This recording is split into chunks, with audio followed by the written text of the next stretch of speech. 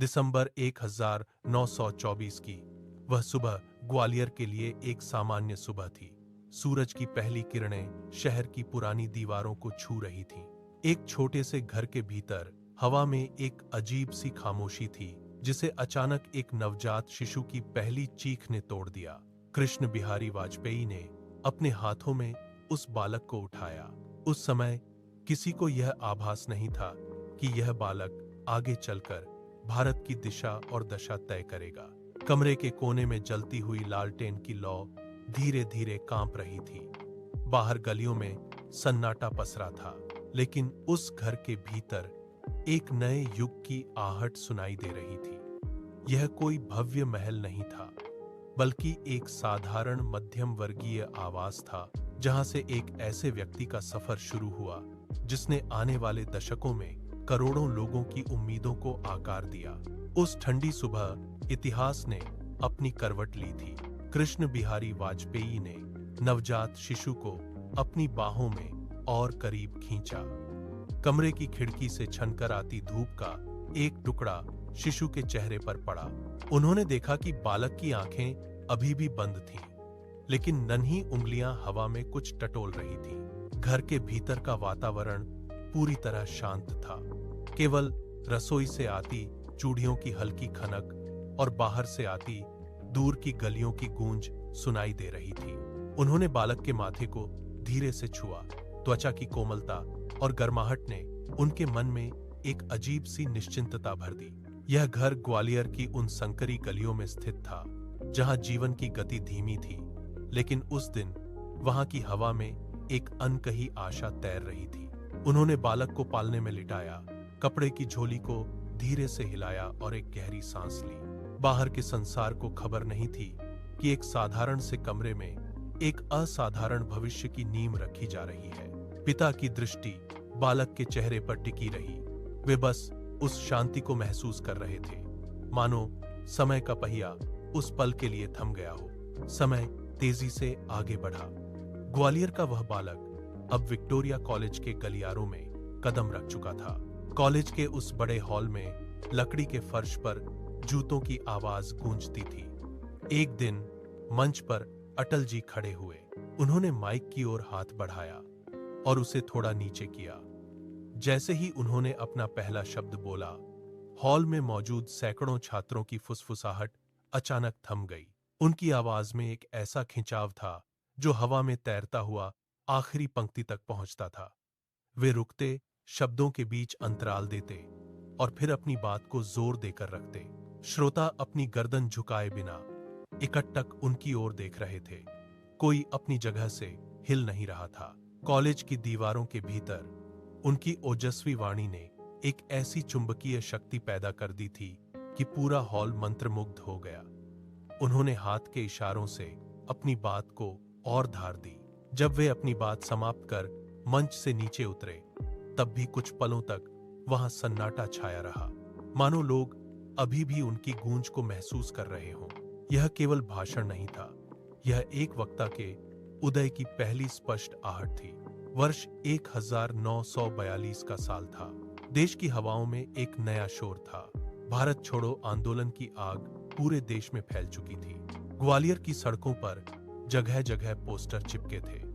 अटल जी ने अपने कॉलेज की मेज पर रखी किताबें बंद की। उन्होंने अपनी कलम उठाई, उसे स्याही की दवात में डुबोया और एक आखिरी पन्ने पर कुछ लिखा, फिर उसे मोड़कर एक तरफ रख दिया। वे अपनी कक्षा से बाहर निकले। गलियारे में सन्नाटा था, क्योंकि ज्यादातर छात्र बाहर निकल चुके थे। उन्होंने कॉलेज के भारी लोहे के गेट को पीछे धकेला और बाहर की भीड़ में मिल गए। सड़कों पर लोगों का हुजूम था, नारे गूंज रहे थे, धूल उड़ रही थी। 18 साल के अटल ने अपनी पढ़ाई को पीछे छोड़ दिया था। उन्होंने भीड़ के साथ कदम मिलाना शुरू किया। उनके हाथ में कोई किताब नहीं, बल्कि एक तख्ती थी। वे सीधे उस चौराहे की ओर बढ़े जहां पुलिस की गाड़ियां खड़ी थीं। उनके चेहरे पर बस आगे बढ़ते रहने का एक दृढ़ संकल्प था। चौराहे पर पुलिस की लाठियां हवा में लहरा रही थीं। अचानक एक भारी हाथ अटल के कंधे पर पड़ा। सिपाही ने उन्हें पीछे खींचा। उनके हाथों में ठंडी धातु की हथकड़ियां पहना दी गईं। हथकड़ियों के आपस में टकराने की खनक उस शोर शराबे में साफ सुनाई दी। उन्हें घसीटते हुए पुलिस वैन की ओर ले जाया गया। वैन का दरवाजा जोर से बंद हुआ, जिससे लोहे की गूंज पैदा हुई। कुछ ही देर में वे जेल की अंधेरी कोठरी के भीतर थे। पत्थर की ठंडी दीवारें और फर्श पर बिछी पुरानी दरी, यही अब उनका संसार था। बाहर से पुलिस के भारी बूटों की आवाजें आ रही थीं, जो गलियारे में गूंज रही थीं। अटल जी कोठरी के एक कोने में सीधे बैठ गए। उन्होंने अपनी हथकड़ियों को देखा, फिर सामने की सलाखों के पार झांका। वहां अंधेरा था, लेकिन उनकी आंखों में एक अलग ही चमक थी। वे डरे नहीं थे। उन्होंने अपनी मुट्ठी को जोर से भींचा, जिससे उनकी उंगलियों की नसें उभर आईं। यह कोठरी उनके लिए कैद नहीं, बल्कि एक परीक्षा थी। उन्होंने दीवार पर अपनी उंगलियों से एक लकीर खींची। उनका संकल्प और भी गहरा हो गया था। वे जानते थे कि ये सलाखें उनके विचारों को नहीं रोक सकती। जेल की सलाखें पीछे छूट चुकी थीं। समय का पहिया आगे बढ़ा।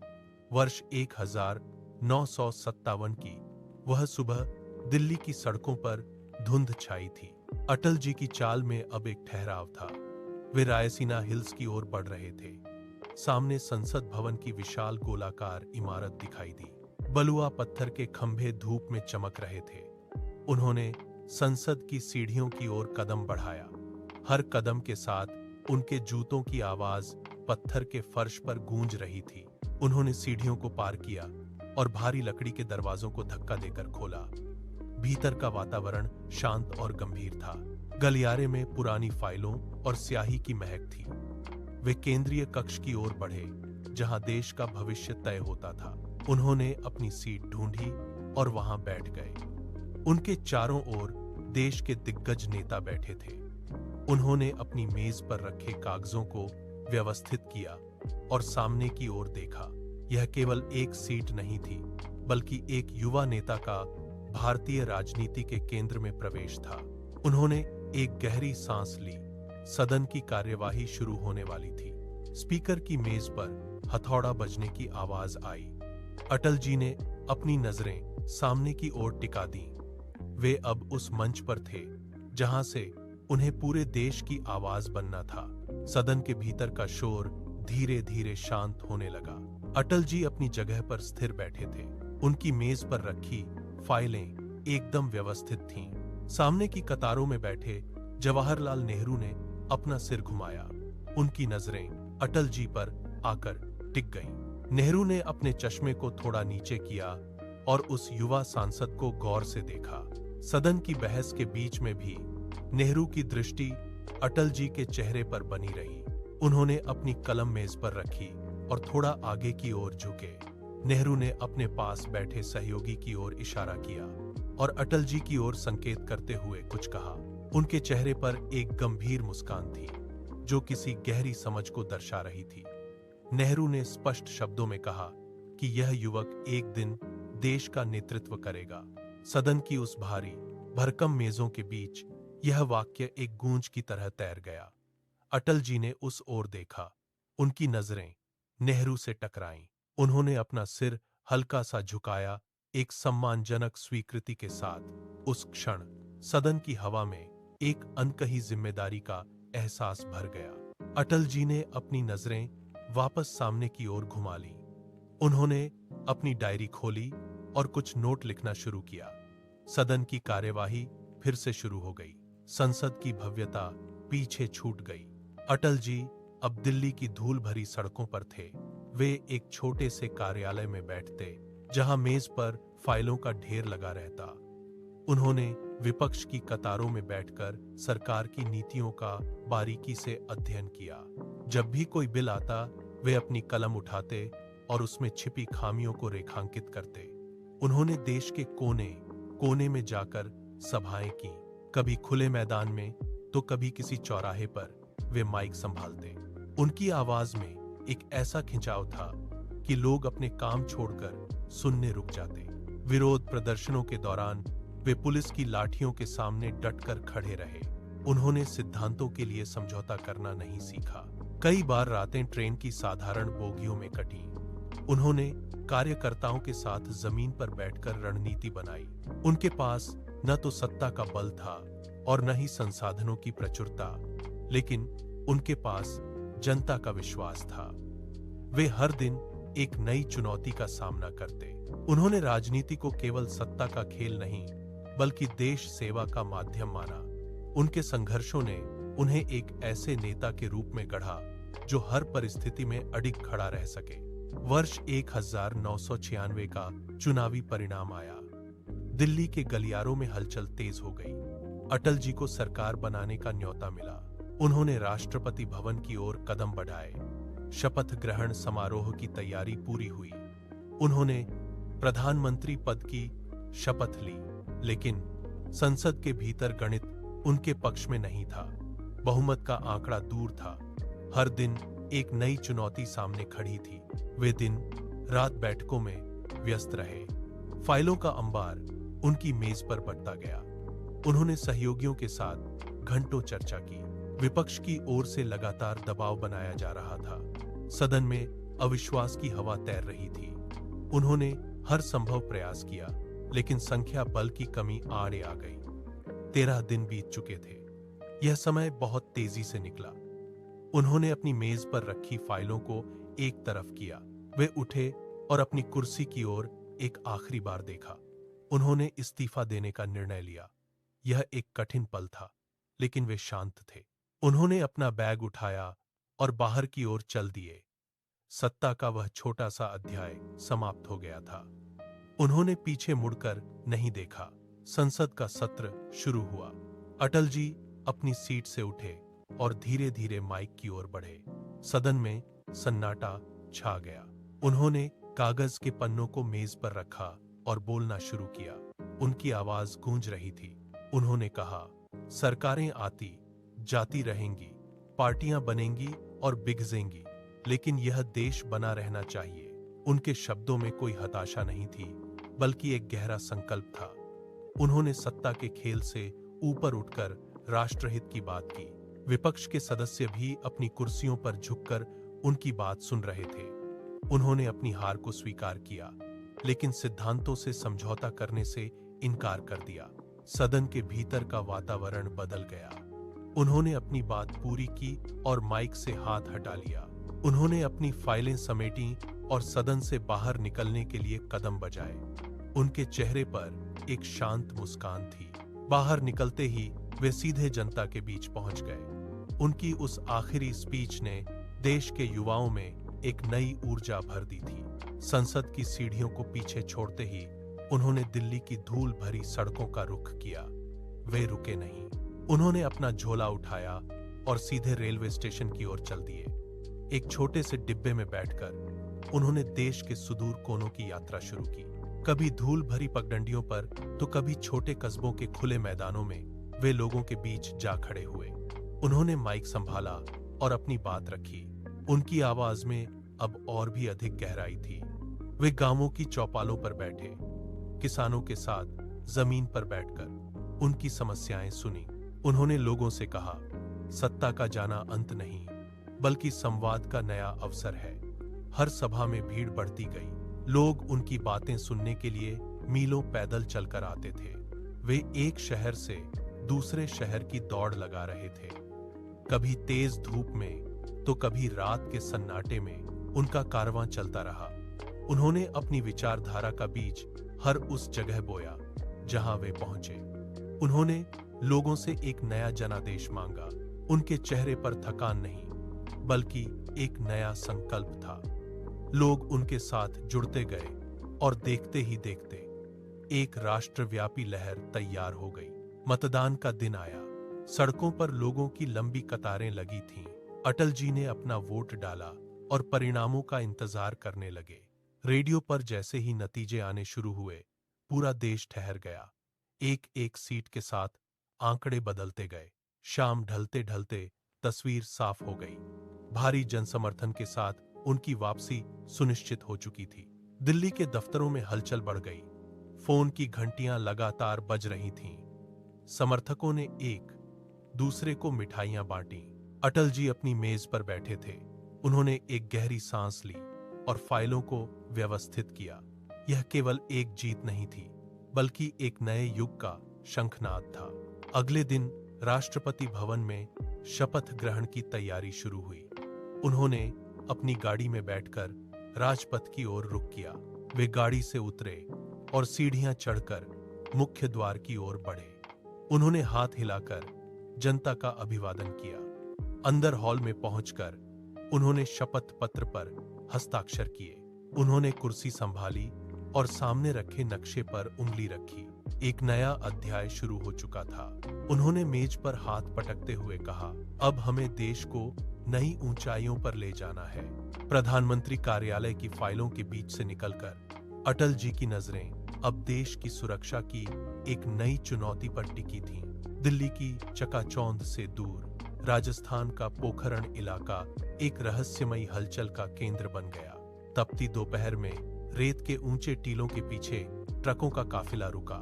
वैज्ञानिक धूल भरी आंधियों के बीच भारी मशीनें उतार रहे थे। वे दिन भर रेत के नीचे गड्ढे खोदते और रात के सन्नाटे में सेंसर लगाते। किसी को भनक तक नहीं थी कि वहां क्या हो रहा है। दूरबीन से निगरानी करते हुए सुरक्षा अधिकारियों ने चारों तरफ घेरा बना लिया था। हर कदम पर सावधानी बरती जा रही थी। वैज्ञानिक अपने उपकरणों को तिरपाल से ढककर रखते ताकि ऊपर से गुजरने वाले उपग्रहों को कुछ न दिखे। रेत की सतह पर पैरों के निशान मिटाने के लिए वे विशेष सावधानी बरतते थे। वहां का तापमान 50 डिग्री के पार था, लेकिन काम की गति धीमी नहीं हुई। केबल बिछाए गए। परीक्षण के लिए विशेष सुरंगें तैयार की गई। अटल जी ने एक गुप्त संदेश भेजा जिसका अर्थ था कि तैयारी पूरी होनी चाहिए। चारों तरफ सन्नाटा था, बस एक संकेत का इंतजार था। प्रधानमंत्री कार्यालय की मेज पर एक विशेष फाइल रखी गई। यह कोई साधारण सरकारी दस्तावेज नहीं था। इसमें भारत के भविष्य का सबसे बड़ा जोखिम दर्ज था। अटल जी ने फाइल खोली। पन्नों पर लिखे तकनीकी आंकड़ों और सुरक्षा रिपोर्टों को उन्होंने ध्यान से पढ़ा। कमरे में घड़ी की टिक टिक सुनाई दे रही थी। उन्होंने अपनी कुर्सी पीछे खिसकाई और खिड़की की ओर देखा, जहां से दिल्ली का आकाश धुंधला दिखाई दे रहा था। उनके हाथ में पेन था, लेकिन वह रुका हुआ था। एक हस्ताक्षर का मतलब था अंतर्राष्ट्रीय प्रतिबंधों का सामना करना और दुनिया की महाशक्तियों को चुनौती देना। उन्होंने एक गहरी सांस ली, पेन की नोक को कागज पर रखा और अपना नाम लिख दिया। स्याही के फैलते ही कमरे का वातावरण बदल गया। उन्होंने फाइल बंद की और उसे अपने सचिव की ओर बढ़ा दिया। सचिव के हाथ कांप रहे थे। उन्होंने फाइल ली और बिना एक शब्द कहे बाहर निकल गए। अटल जी फिर से अपनी मेज पर झुक गए, लेकिन अब उनके चेहरे पर कोई हिचकिचाहट नहीं थी। बाहर गलियारे में सुरक्षा कर्मियों के जूतों की आवाज गूंज रही थी। यह एक ऐसा फैसला था जिसने भारत को एक नई दिशा में मोड़ दिया था। अब पीछे हटने का कोई रास्ता नहीं था। पोखरण की रेत में दबी मशीनें अब सक्रिय होने के लिए तैयार थीं। उन्होंने मेज पर रखे फोन को उठाया और एक छोटा सा निर्देश दिया। उस निर्देश के साथ ही भारत का परमाणु परीक्षण का रास्ता पूरी तरह साफ हो गया। सन्नाटा अब और भी गहरा हो गया था। पोखरण की तपती धरती पर अंतिम उलटी गिनती शुरू हुई। कंट्रोल रूम में बैठे वैज्ञानिकों की उंगलियां स्विच पर टिकी थीं।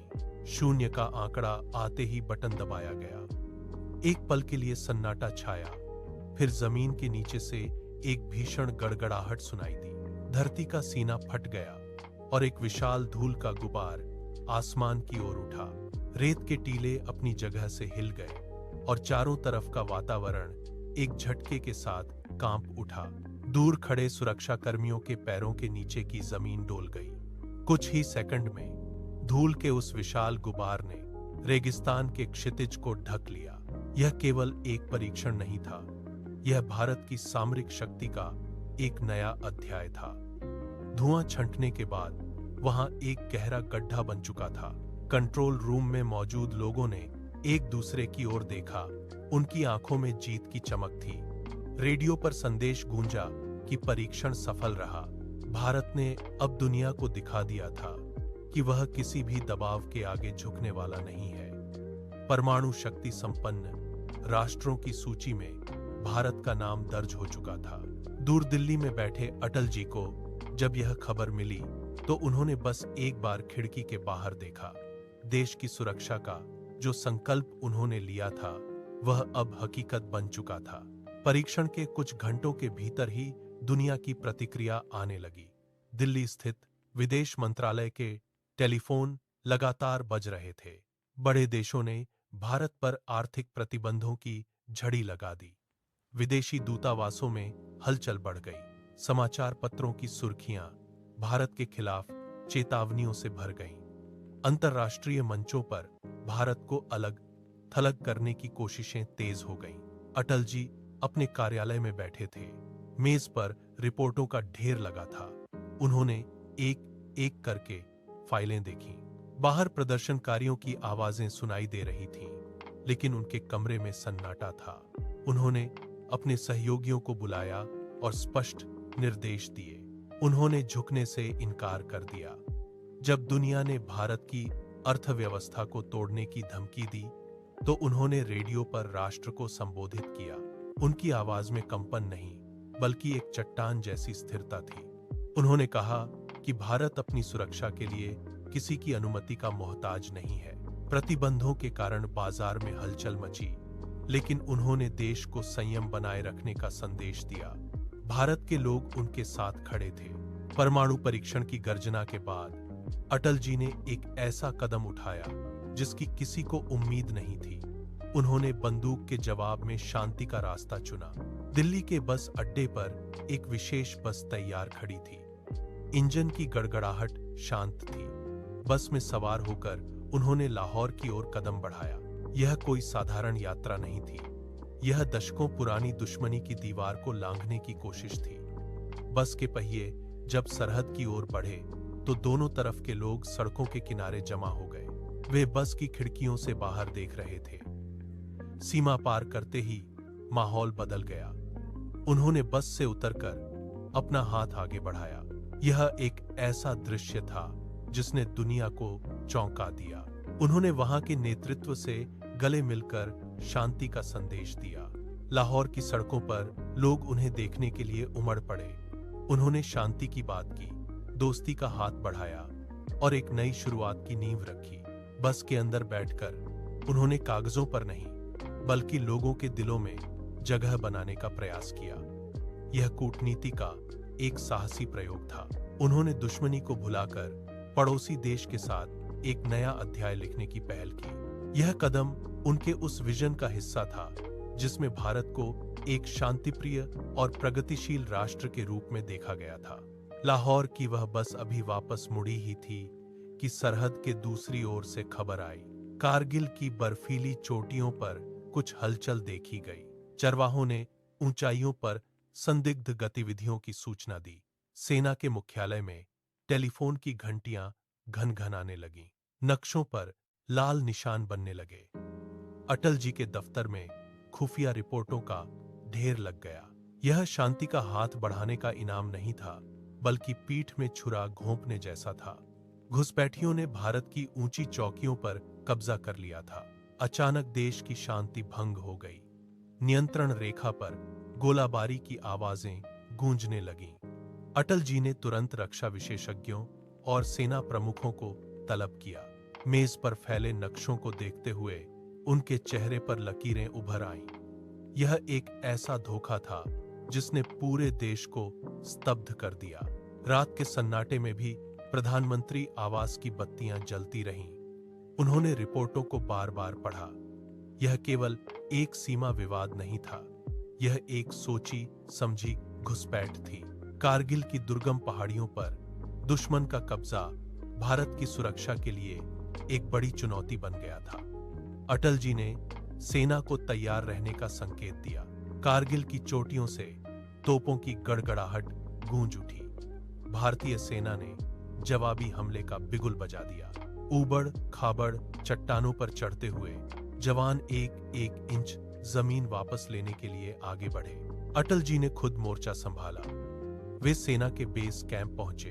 उन्होंने घायल सैनिकों से मुलाकात की, उनके कंधे पर हाथ रखा और उनकी आंखों में देखकर कहा, देश आपके साथ है। यह संदेश रेडियो के जरिए हर बंकर तक पहुंचा। उधर चोटियों पर गोलाबारी तेज हो गई।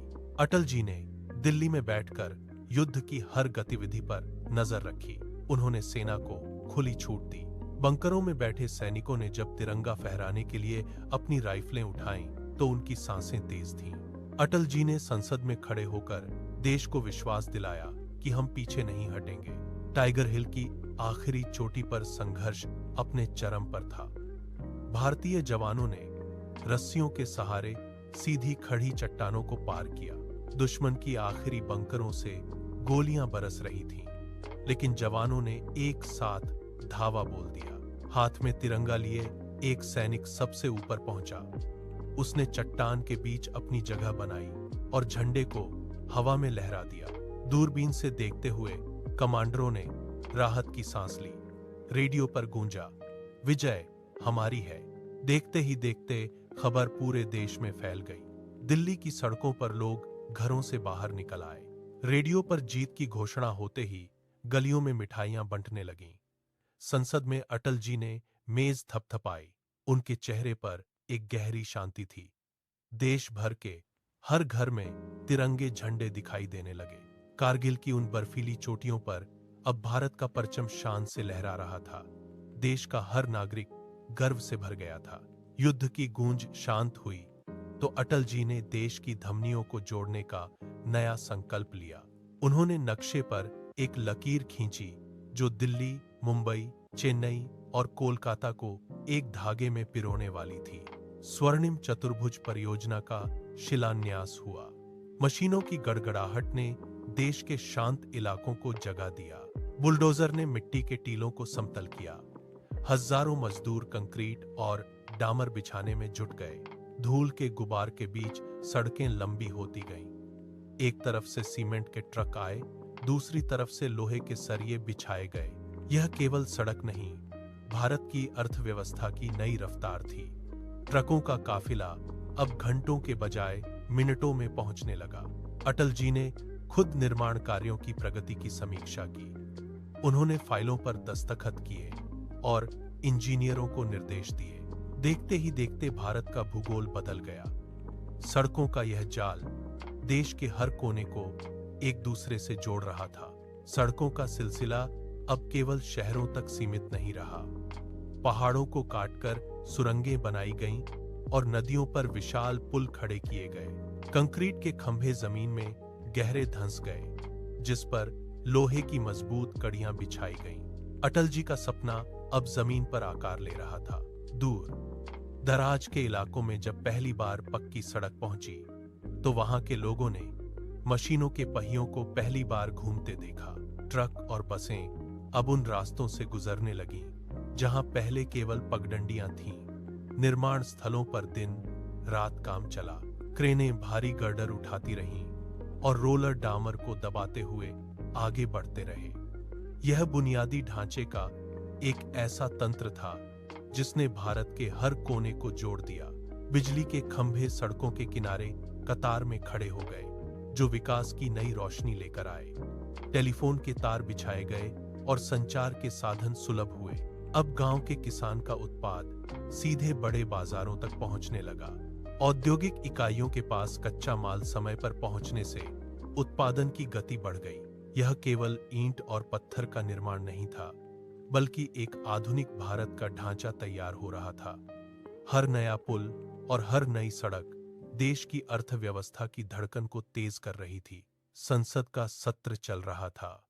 विपक्ष के तीखे सवालों की बौछार हो रही थी। अटल जी अपनी सीट पर शांत बैठे थे। उन्होंने एक एक करके विपक्ष के तर्कों को सुना। जब वे बोलने के लिए उठे, तो उन्होंने माइक को थोड़ा आगे किया। उन्होंने अपनी बात शुरू की, लेकिन स्वर में कड़वाहट नहीं थी। उन्होंने विरोधियों के सुझावों को ध्यान से सुना और उन पर विचार करने का वादा किया। सदन में शोर थम गया। उन्होंने विपक्ष के नेताओं के नाम लेकर उनके योगदान की सराहना की। जब कोई विरोधी सदस्य अपनी बात रखता, तो अटल जी अपनी मेज पर झुककर उसे गौर से सुनते थे। वे कभी भी व्यक्तिगत टिप्पणियों के स्तर पर नहीं गिरे। एक बार एक तीखी बहस के दौरान उन्होंने मुस्कुराते हुए विपक्ष के नेता की ओर हाथ बढ़ाया और असहमति के बावजूद गले मिलने का संकेत दिया। यह दृश्य देखकर सदन के सदस्य दंग रह गए। उन्होंने सिखाया कि लोकतंत्र में मतभेद हो सकते हैं, लेकिन मनभेद नहीं। उन्होंने फाइलों पर दस्तखत करते समय भी इस बात का ध्यान रखा कि निर्णय देशहित में हो, न कि किसी दल के स्वार्थ में। वे विरोधियों के घर जाकर उनका हालचाल पूछते थे। वर्ष 2015 का वह दिन इतिहास में दर्ज हो गया। राष्ट्रपति भवन का दरबार हॉल खचाखच भरा था। अटल बिहारी वाजपेयी के नाम की घोषणा होते ही पूरी सभा में एक सन्नाटा छा गया। वे अपनी कुर्सी से उठे, धीरे धीरे आगे बढ़े। राष्ट्रपति ने उनके हाथों में सम्मान पत्र सौंपा। यह केवल एक पदक नहीं था, बल्कि दशकों की तपस्या का प्रमाण था। उस क्षण सदन में मौजूद सत्ता पक्ष और विपक्ष के सभी नेता अपनी जगह से खड़े हो गए। तालियों की गड़गड़ाहट से हॉल गूंज उठा। यह दृश्य टीवी स्क्रीन पर पूरे देश ने देखा। दिल्ली से लेकर सुदूर गांव तक लोग अपने घरों में टीवी के सामने थम गए। चाय की दुकानों पर चर्चा रुक गई।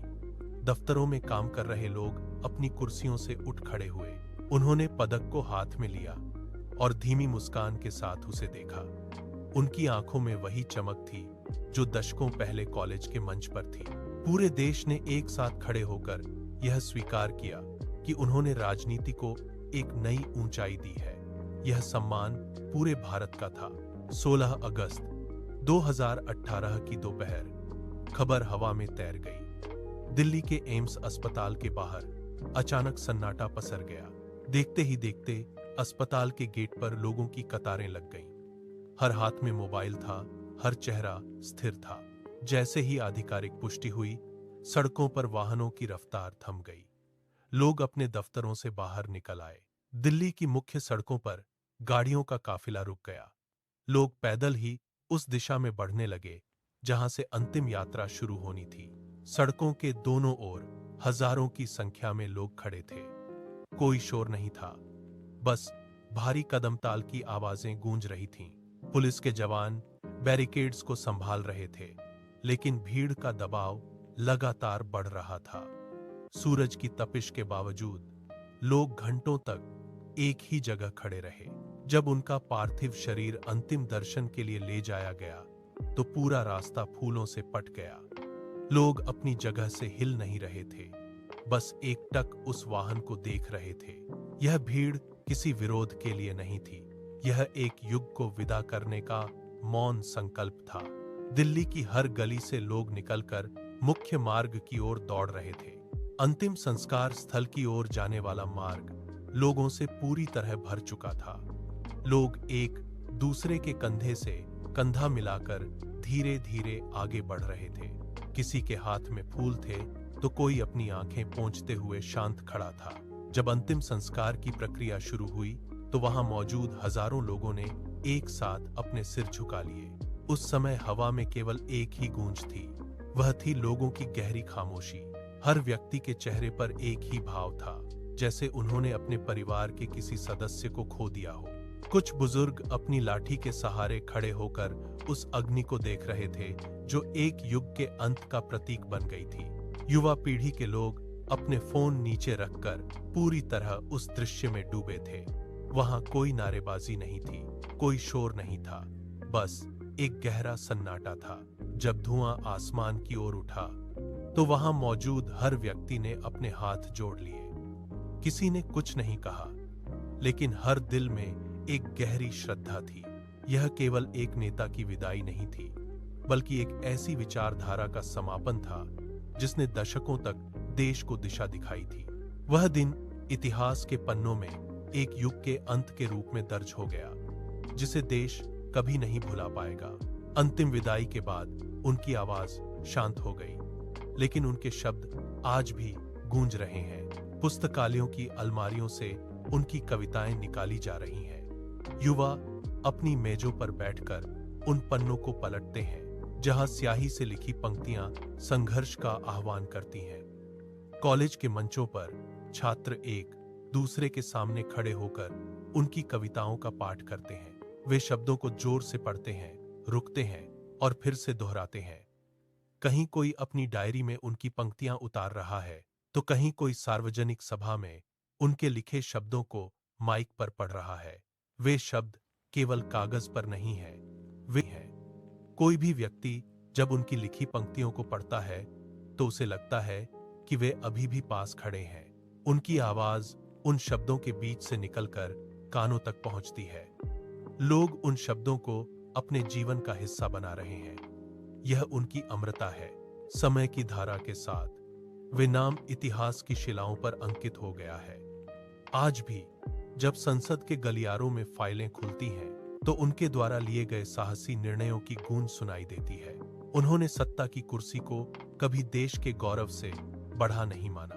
उनके हस्ताक्षर वाली फाइलें आज भी सरकारी दफ्तरों में सुरक्षित हैं, जो यह याद दिलाती हैं कि राष्ट्रहित सबसे ऊपर है। देश के हर कोने में बनी सड़कें जो उन्होंने जोड़ी थीं, आज भी करोड़ों लोगों को एक स्थान से दूसरे स्थान तक ले जा रही हैं। लोग उन रास्तों पर चलते हुए उस जननायक को याद करते हैं जिसने भारत को एक सूत्र में पिरोने का सपना देखा था। सार्वजनिक स्थानों पर लगी उनकी प्रतिमाओं के सामने लोग रुकते हैं, सिर झुकाते हैं और आगे बढ़ जाते हैं। यह केवल पत्थर की मूर्ति नहीं है, यह उस संकल्प की याद है जिसने परमाणु परीक्षण की तपती रेत में भारत को नई शक्ति दी थी। उनकी स्मृतियां अब केवल किताबों तक सीमित नहीं है, वे भारत की मिट्टी में समा गई हैं। जब भी कोई भारतीय तिरंगे को गर्व से लहराते हुए देखता है तो उस दृश्य में उनकी उपस्थिति का आभास होता है। भारत उन्हें कभी नहीं भूलेगा।